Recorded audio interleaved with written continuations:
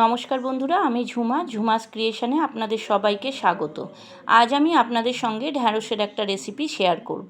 ঢ্যাঁড়স কেউই খুব একটা আমরা পছন্দ করি না, তবে এইভাবে যদি ঢ্যাঁড়সের একটা রেসিপি বানিয়ে নেওয়া যায় তাহলে কিন্তু মন্দ হয় না।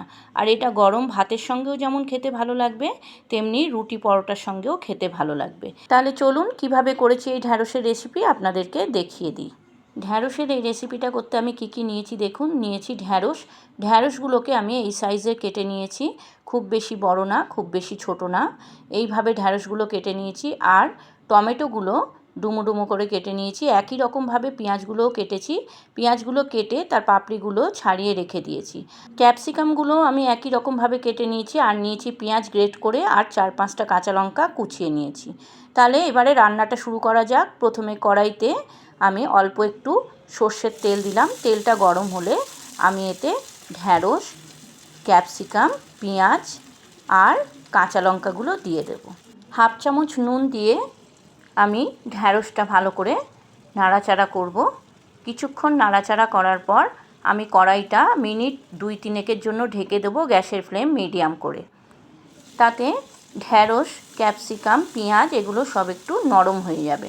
2-3 মিনিট পর ঢাকা খুলে দেখলাম ঢ্যাঁড়স, ক্যাপসিকাম, পেঁয়াজ সব নরমও হয়েছে আর ভাজাও হয়েছে। 75% আমি এটা ভেজে নেব, বাকি 25% আবার পরে রান্না করার সময় হবে। দেখুন ঢ্যাঁড়স, ক্যাপসিকাম, পেঁয়াজ ভাজা হয়ে গেছে। এগুলো আমি এবার তুলে রাখলাম। এবার ওই কড়াইতেই আরও খানিকটা সর্ষের তেল দিলাম। তেলটা গরম হলে আমি এতে গ্রেট করা পেঁয়াজ আর টমেটোগুলো দিয়ে দেব। দিলাম 1 চামচ নুন। এবার পেঁয়াজ আর টমেটোটা কিছুক্ষণ নাড়াচাড়া করব। কিছুক্ষণ নাড়াচাড়া করার পর আমি কড়াইটা ঢেকে দেব মিনিট 2-3 জন্য, গ্যাসের ফ্লেম লো করে। 2-3 মিনিট পর ঢাকা খুলে দেখলাম পেঁয়াজ আর টমেটোটা নরম হয়ে গেছে, টমেটোটা একদম সিদ্ধ হয়ে গেছে। এবার আমি এতে দেব 1/2 চামচ লঙ্কার গুঁড়ো, 1/2 চামচ হলুদ গুঁড়ো, 1/2 চামচ আদা বাটা, 1/2 চামচ রসুন বাটা। এবারে মশলাগুলো খুব ভালো করে কষিয়ে নিতে হবে। সামান্য একটু জল দিলাম যাতে মশলাটা পুড়ে না যায়। এবার ভালো করে মশলাটাকে কষিয়ে নিতে হবে। মশলাটা ততক্ষণই কষাবো যতক্ষণ না তেল ছেড়ে দেয়। টেস্টের ব্যালেন্সটা রাখার জন্য দিলাম 1/2 চামচ চিনি।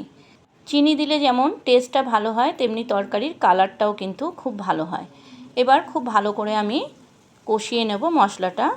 বেশ খানিকক্ষণ কষানোর পর আমি এতে ঢ্যাঁড়সটা দিয়ে দেব। আমার এই রেসিপিটা যদি আপনাদের ভালো লাগে বন্ধুরা, আমার চ্যানেলটাকে সাবস্ক্রাইব করে দেবেন, লাইক, কমেন্ট, শেয়ার করবেন আর পাশে থাকা বেল আইকনটা প্রেস করে দেবেন, যাতে আমার ভিডিও আপলোড হওয়ার সাথে সাথে আপনাদের কাছে নোটিফিকেশান পৌঁছে যায়। আর পুরনো বন্ধুদের আমার অনেক ভালোবাসা আমার পাশে থাকার জন্য। যারা আমার চ্যানেলে নতুন এই রেসিপিটা দেখছেন তাদের কাছে আমার অনুরোধ, আমার চ্যানেলটাকে সাবস্ক্রাইব করে আমার পাশে থেকে যাবেন প্লিজ। আমিও কথা দিচ্ছি আপনাদের পাশে থাকবো। ঢ্যাঁড়স, ক্যাপসিকাম, পেঁয়াজ যেগুলো ভাজা হয়েছিল সেগুলো আবার দিয়ে দিলাম।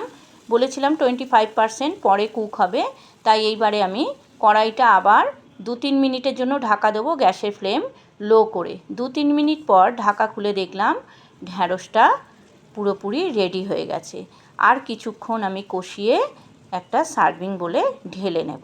অসাধারণ হয়েছিল বন্ধুরা এই রেসিপিটা। আপনারা একবার হলেও এইভাবে করে দেখুন, আপনাদেরও ভালো লাগবে। আপনারা যারা ফেসবুক থেকে আমার এই রেসিপিটা দেখছেন, আমার ফেসবুক পেজটাকে ফলো করে দেবেন। আর যারা ইউটিউব থেকে দেখছেন, আমার ইউটিউব চ্যানেলটাকে সাবস্ক্রাইব করে আমার পাশে থেকে যাবেন প্লিজ। আপনারা ভালো থাকুন, সুস্থ থাকুন। আবার আসবো আমি অন্য দিন অন্য কোনো রেসিপি নিয়ে। আজকের মতো চলি। ধন্যবাদ বন্ধুরা।